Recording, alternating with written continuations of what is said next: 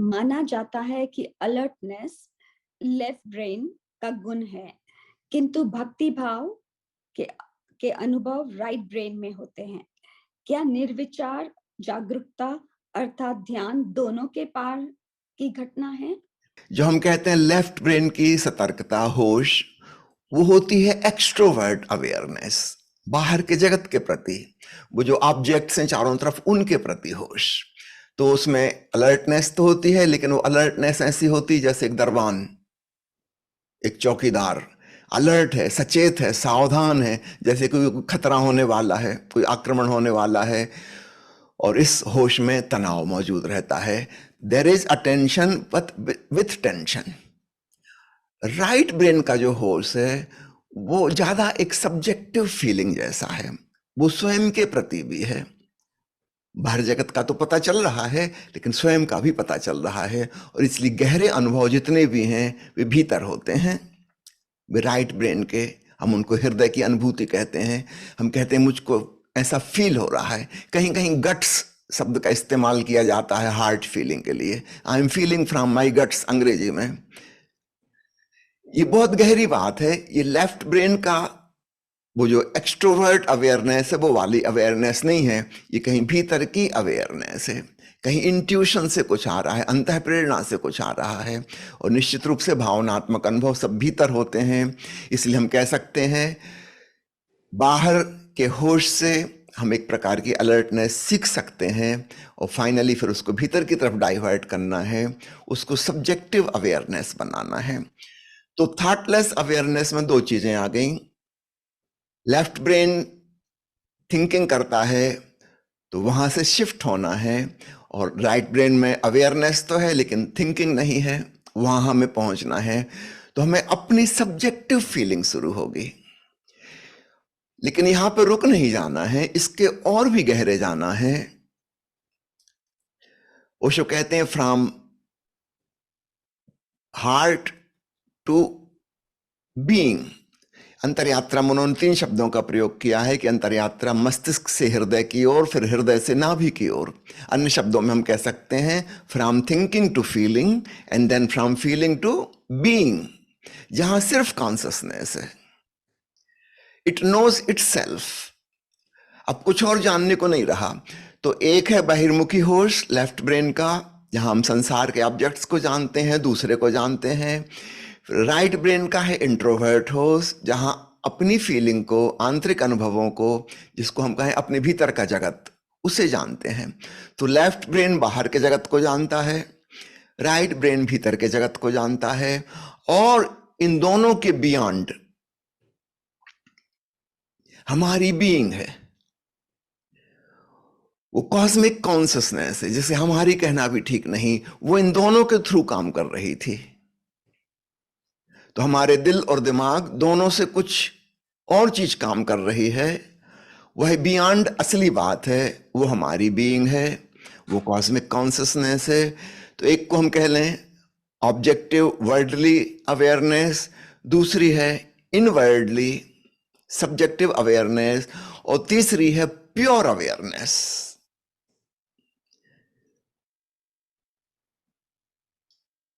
न बाहर का जगत न भीतर का जगत, ये सारे अनुभवों के पार है। ये ना एक्सट्रोवर्ट है ना इंट्रोवर्ट है, ये बस है, ये बस है। तो इसको थोड़ा सा समझिएगा। और एक मित्र ने और सवाल भेजा है व्हाट्सएप पे अभी अभी सुबह, उसको भी मैं पढ़ दूं, इसी में वह भी काम आएगा। उन्होंने पूछा है कि अंतरयात्रा किताब में ओशो ने बताया है कि संकल्प शक्ति का केंद्र नाभि है, और जबकि तृषा गई एक बूंद नामक प्रवचनमाला में और गीता दर्शन के अध्याय 5 के 11वें प्रवचन में उन्होंने कहा है कि संकल्प शक्ति का केंद्र है आज्ञा चक्र। ऐसा विरोधाभासी वक्तव्य उन्होंने क्यों दिया, अब इसको भी थोड़ा समझ लें। जिसे हम आज्ञा चक्र कह रहे हैं, तीसरा नेत्र शिव नेत्र कहते हैं मेडिकल भाषा में, उससे जो करस्पॉन्डिंग ऑर्गन हमारे भीतर है ब्रेन में, वो है पिनियल ग्लैंड। ये ना लेफ्ट में है ना राइट में है, ये बिल्कुल मध्य में है, ये दोनों के बियॉन्ड है। और यहां से जो क्षमताएं हैं वो अतीन्द्रिय क्षमताएं हैं। अभी पहले प्रश्न के उत्तर में मैंने कहा था ना कि छोटे बच्चों को जून के महीने में मिड ब्रेन एक्टिवेशन का प्रोग्राम, उनके शिविर आयोजित करेंगे। वहां पे मिड ब्रेन शब्द गलती से यूज हो रहा है, ये नाम फेमस हो गया इसलिए कहना पड़ता है। वास्तव में अगर मेडिकल भाषा में जाएंगे तो मिड ब्रेन एक अलग अंग है, लेकिन जापान में यह शब्द शुरू हुआ आज से 40-50 साल पहले, और गलती से पिनियल ग्लैंड के एक्टिवेशन को मिड ब्रेन एक्टिवेशन कहने लगे, क्योंकि दोनों के बीच में है। अब यहाँ पे देखिएगा, एक ही शब्द दो अलग अलग ढंग से इस्तेमाल हो रहा है। मेडिकल टर्म में मिड ब्रेन एक अलग हिस्सा है, लेकिन आज जब हम कहते हैं छोटे बच्चों के लिए मिड ब्रेन एक्टिवेशन, तो हमारा भावार्थ आज्ञा चक्र से है। यह सामने जहां भ्रुकुटी मध्य में टीका लगाते हैं उसके ठीक पीछे है। यह दोनों के बियॉन्ड है। पिनियल ग्लैंड का फंक्शन क्या है, यह बड़ा मिस्टीरियस है। बहुत अच्छे से अभी तक साइंटिस्ट इसको एक्सप्लोर नहीं कर पाए हैं। पुरानी मान्यता न केवल भारत में बल्कि अन्य देशों में भी, अन्य संस्कृतियों में भी यही है कि आत्मा का जोड़ यहां से है। ये कॉन्शसनेस का कनेक्टिंग पॉइंट है। फिर यहां से दो तरफ डाइवर्ट हो जाती है, लेफ्ट और राइट। तो कॉन्शसनेस जो है इस भौतिक शरीर में जो आ रही है, उसका जोड़ आज्ञा चक्र से है। पिनियल ग्लैंड का क्या फंक्शन है अभी तक जो पता चला है, पहली बात यह समझ लें कि यह उसी प्रकार के सेल्स से बनी है जैसे आंख की रेटिना है, देखने वाला पर्दा जो है, उसी प्रकार की सेल्स पिनियल ग्लैंड में हैं, जिनको हम फोटो सेंसिटिव सेल्स कहते हैं, देखने में सक्षम। जब सुबह सुबह थोड़ी सी रोशनी होती है, पलकों के माध्यम से हल्की सी रोशनी हमारे भीतर जाती है, इसकी खबर तुरंत पिनियल ग्लैंड को मिल जाती है, और वहां से जो सुलाने वाला न्यूरोट्रांसमीटर था उसका सिक्रीशन बंद हो जाता है और जागरण शुरू हो जाता है। तो यहां से भी समझ लीजिए अवेयरनेस की शुरुआत कहां से होती है। साधारण नींद की बात कर रहा हूं, स्पिरिचुअल अवेयरनेस अलग चीज हो गई। साधारण नींद को कंट्रोल करने वाली भी पिनियल ग्लैंड है, साधारण जागरण को कंट्रोल करने वाली पिनियल ग्लैंड है। रात को अंधेरे में मेलाटोनिन नामक एक केमिकल यहां से सीक्रेट होता है जिससे हमें नींद आती है, इसलिए अंधेरे में हमें नींद आने लगती है, प्रकाश में हम सो नहीं पाते।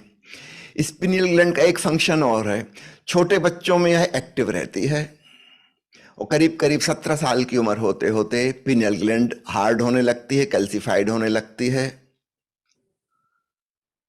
जब तक पिनियल ग्लैंड एक्टिव है तब तक सेक्स हार्मोन्स दबे हुए रहते हैं, सेक्सुअल ग्लैंड्स विकसित नहीं हो पाती।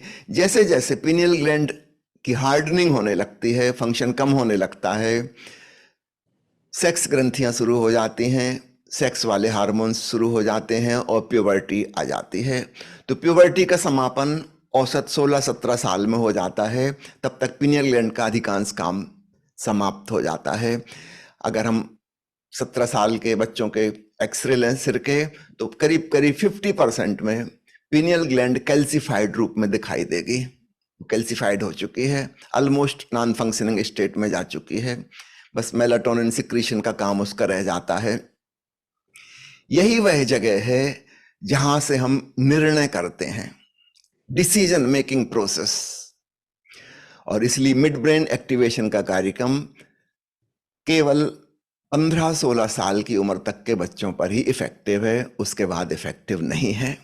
इसमें अतीन्द्रिय क्षमताएं छिपी हैं, चमत्कारी क्षमताएं छिपी हैं, अगर ठीक उम्र में इसको डेवलप कर लिया जाए। इस संबंध में ओशो ने कुछ कुछ चर्चाएं की हैं। उदाहरण के लिए ध्यान के कमल प्रवचन नंबर 3 और 9, अंग्रेजी की किताब है सिन मिंग, जिसका हिंदी में अनुवाद प्रकाशित हुआ है शून्य की किताब, प्रवचन नंबर 7। एक बात और समझिएगा, जब ओशो कहते हैं संकल्प शक्ति, विल पावर, तो इसमें दो चीजें आ गई, विल और पावर। तो सामान्यतः मणिपुर केंद्र अथवा नाभि केंद्र पावर सप्लाई करता है, शक्ति देता है, और आज्ञा चक्र आज्ञा देता है, निर्णय करता है, डिटर्मिनेशन कि करना क्या है, इस शक्ति का कहां उपयोग करना है, उसकी दिशा देता है। तो विल पावर में दो चीजें शामिल हैं। विल हमारी अभिप्सा, हमारी गहन इच्छा, हम चाहते क्या हैं, और उसके साथ पावर हो। अकेली इच्छा हो और उसके पीछे शक्ति ना हो तो इच्छा कभी भी फलीभूत नहीं हो पाएगी। और केवल शक्ति हो और एक दिशा ना हो, जाना कहाँ है, पाना क्या है, तो यह शक्ति बिखर जाएगी, कहीं पहुंच नहीं पाएगी। तो शक्ति और निर्णय, इन दोनों का कॉम्बिनेशन से विल पावर बनता है। तो ओशो ने कहीं कहा है विल पावर का केंद्र नाभि है और कहीं कहा है आज्ञा चक्र है। यह बात समानार्थी है क्योंकि इसमें विल और पावर दो चीजें आती हैं। एक बात और बता दूं, मां के गर्भ में गर्भाधान के 3 हफ्ते बाद ही ब्रेन की शुरुआत हो जाती है। अभी बच्चा अपनी नाभि से मां के गर्भाशय से जुड़ा हुआ है, अभी और कोई भी अंग नहीं बने। सबसे पहला जो अंग बनना शुरू होता है उसको बोलते हैं न्यूरल प्लेट। बाद में यह न्यूरल ट्यूब बन जाती है, एक लंबी नली जैसी, और फिर इस नली का एक छोर विकसित होकर मस्तिष्क बन जाता है और बाकी ट्यूब जो है वो स्पाइनल कार्ड बन जाती है। तो सबसे पहला डेवलप होने वाला जो सिस्टम है मनुष्य के शरीर में वह ब्रेन ही है, वह सीधा नाभि से कनेक्टेड है। वही पहला अंग है जो बना। हृदय भी बाद में बनेगा, फेफड़े भी बाद में बनेंगे, अन्य अन्य अंग बहुत बाद में बनेंगे, सबसे पहले ब्रेन बना। तो नाभि थी, नाभि से जुड़ा हुआ एम्ब्रियो था, एम्ब्रियो जुड़ा हुआ है माँ के यूटेरस से, और ब्रेन का बनना शुरू हो गया था। तो इस बात को भी समझ लीजिएगा, उस बिल्कुल शुरुआती ब्रेन में एम्ब्रियो के अंदर 2 हिस्से नहीं थे, लेफ्ट और राइट। बहुत तेजी से विकास होता है, करीब करीब 2.5 लाख न्यूरॉन्स प्रति मिनट निर्मित होते हैं। Fast development of brain. करीब करीब 3 महीने होते होते लेफ्ट और राइट ब्रेन का डिमार्केशन लाइन आ जाती है। तो अगर हम इस दृष्टि से देखें कि एम्ब्रियो का विकास कैसे होता है, तो नाभि, वहां से ब्लड सप्लाई आ रही है, ऑक्सीजन आ रही है, तो स्टार्टिंग ऑफ लाइफ वहां है। और उसके तुरंत बाद ब्रेन का बनना, न्यूरल प्लेट, न्यूरल ट्यूब के रूप में, और फिर इसी से धीरे धीरे फिर 2 हिस्से हो गए ब्रेन के, लेफ्ट और राइट। डिवीजन शुरू हो गया, लेकिन स्टार्टिंग में कोई डिवीजन नहीं था। तो चैतन्यता का जो अनुभव है, अगर हम उसे नाभि केंद्रित होना कहें तो भी ठीक है, और आज्ञा चक्र केंद्रित कहना कहें वह भी ठीक है। तो इन दोनों बातों में विरोधाभास नहीं है। तो सामान्य भाषा में जब हम कहते हैं from thinking to feeling and feeling to being, willpower का केंद्र, जीवन का केंद्र नाभि है। साथ साथ आज्ञा चक्र भी कहा जा सकता है, क्योंकि ये एक शुरुआती दौर में बिल्कुल सिनोनिमस थे, एक ही थे। धीरे धीरे धीरे भेद पड़ा, दिमाग दूर चला गया नाभि से, काफी नीचे के अंग बने। हाथ और पैर तो बहुत बाद में बनते हैं, अन्य अंग बहुत बाद में बनते हैं। सबसे पहले मस्तिष्क बनता है, उसके पहले नाभि से जोड़ होता है। तो इन बातों का स्मरण रखते हुए अब आप खूब अच्छे से समझ सकते हैं कि नाभि केंद्र और आज्ञा चक्र बहुत भीतर से एक ही हैं, अलग अलग नहीं है। लेफ्ट ब्रेन के गुण और राइट ब्रेन के गुण, अर्थात सोच विचार वाली बुद्धि, भावनात्मक पक्ष, इनका एक्चुअल डेवलपमेंट तो जन्म के बाद होता है।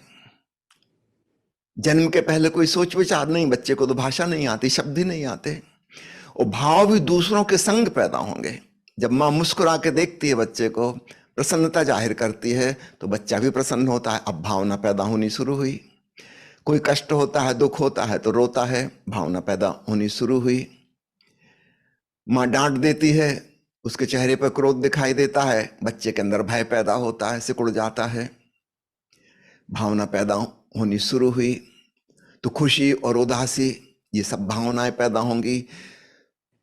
लेफ्ट ब्रेन का एक्चुअल फंक्शन तो और बाद में शुरू होगा, जब बच्चा शब्द सीख जाएगा, तब स्कूल कॉलेज जाएगा, बहुत कुछ सीखेगा, तर्क शक्ति डेवलप होगी। तो ब्रेन तो पहले डेवलप हो गया, लेकिन इनका बुद्धि वाला पक्ष और भावनात्मक पक्ष बहुत बाद में डेवलप होगा। तो निश्चित रूप से जो बहिर्मुखी होश है वह बाद में डेवलप होगा। इंट्यूटिव इनर फीलिंग जो थी वो सबसे पहले आएगी। तो जन्म के बाद भावनात्मक पक्ष पहले डेवलप होता है, बुद्धि वाला पक्ष काफी बाद में पैदा होता है। निश्चित रूप से हमारे जो भी अनुभव होंगे उनमें भी इसी प्रकार का कम होगा। तो हम सबसे गहरी हमारी बीइंग है, जिसको हम नाभि केंद्र या आज्ञा चक्र कह सकते हैं। सेकंड, इमोशंस का डेवलपमेंट है। मां के प्रति, पिता के प्रति, परिवार के अन्य लोगों के प्रति जो भावनाएं प्रति संवेदन में पैदा होंगी। बच्चा भावना लेके नहीं आया है। यदि किसी बच्चे को प्रेम ना मिले तो इसके अंदर कभी प्रेम पैदा नहीं होगा। जो लोग अपराधी हो जाते हैं, हत्यारे हो जाते हैं, उसकी वजह यही रहती है, बचपन में उनको प्रेम नहीं मिला किसी कारणवश, उनके अंदर बड़ी कठोरता है, क्रूरता है, उनकी कभी केयर नहीं ली गई। वो क्यों किसी की केयर करेंगे? कोई संवेदनशीलता उनके अंदर नहीं होती। अपराधियों का विश्लेषण करते हैं मनोवैज्ञानिक और पाते हैं कि इसका सारा दोष उनके बचपन के भरण पोषण पर जाता है, पालन पोषण पर जाता है। इनको प्रेम नहीं मिला तो प्रति संवेदन में, रिस्पॉन्स में उनके हृदय में प्रेम पैदा नहीं हुआ। यदि किसी बच्चे को हम शिक्षा नहीं देंगे, हम उसके आसपास कोई भाषा ना बोलें, कोई शब्दों का इस्तेमाल ना करें, उसके अंदर वो बुद्धि कभी पैदा नहीं होगी, भाषा और व्याकरण नहीं पैदा होगी। ये सब सीखी हुई चीजें बाद में आई। तो ब्रेन तो जन्म से मिल गया, लेकिन बुद्धि का विकास होते होते 21 साल कम से कम लग जाएंगे, तब हम कहेंगे कि हाँ अब ये मैच्योर हो गया। और माता पिता तब भी कहाँ मानते हैं। देश के राजनेता तो मानते हैं कि वोट डालने योग्य हो गया, शादी करने योग्य हो गया। माता पिता को लगता है कल का छोकरा, इसमें अकल है कहाँ, गैर अनुभवी है। कितना समय लगता है बुद्धि आने में। हाँ, हृदय का विकास अर्थात राइट ब्रेन की भावनाओं का विकास काफी पहले हो जाता है, करीब करीब 6-7 साल में खूब अच्छे से हो जाता है। सब प्रकार की दुर्भावनाएं, सद्भावनाएं सब बच्चे के अंदर आ जाती हैं। जन्म से वह लेकर नहीं आया था, लेकिन जन्म से क्या लेके आया था? जीवंतता, लाइफ, बीइंग, कॉन्शसनेस, ये उसके अंदर थी, अनडिवाइडेड थी। फिर धीरे धीरे डिवीजन और स्पेशलाइजेशन चीजें कुछ शुरू हुए। ब्रेन के फिर स्पेशलाइज्ड हिस्से अलग अलग काम करने लगे, अपना अपना काम करने लगे। तो इस प्रकार से समझना, तब आपको कोई भी मुश्किल नहीं होगी, कोई भी विरोधाभास नहीं है। ठीक है।